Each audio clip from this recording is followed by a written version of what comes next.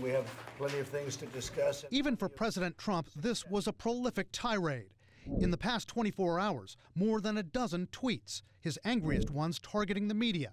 Quote, "I just cannot state strongly enough how totally dishonest much of the media is. The hatred and extreme bias of me by CNN has clouded their thinking. Whatever was left of CNN's credibility is now gone." CNN's issued a strong statement saying, quote, "Make no mistake, Mr. President, CNN does not lie." Tonight, those who've chronicled Donald Trump for years say they believe he's feeling enormous pressure after a series of body blows in the Russia probe.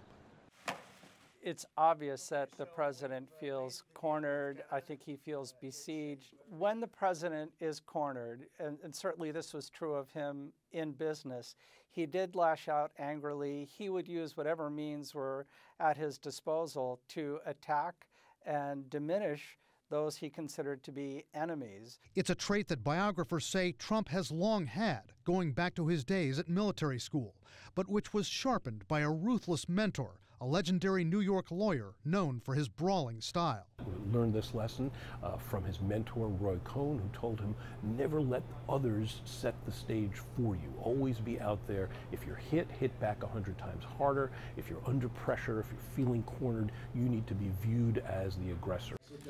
But biographers say they believe Trump is now worse than ever in this regard because of his isolation in the White House, to the point where he's embracing new conspiracy theories.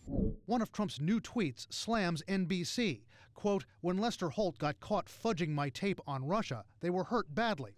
A reference to an interview last year after Trump fired James Comey. Regardless of recommendation, I was going to fire Comey, knowing there was no good time to do it. And in fact, when I decided to just do it, I said to myself, I said, you know, this Russia thing with Trump and Russia is a made-up story. There's absolutely no evidence that NBC's tape was doctored. Asked to explain, the White House offered no evidence. The president has done something similar in the past. Take the Access Hollywood tape. And when you're a star, they let you do it. You can do anything. Even though he admitted and apologized for his remarks, This was locker room talk. the New York Times later reported Trump told a senator, "We don't think that was my voice." So it begs the question, is the president inventing his own reality?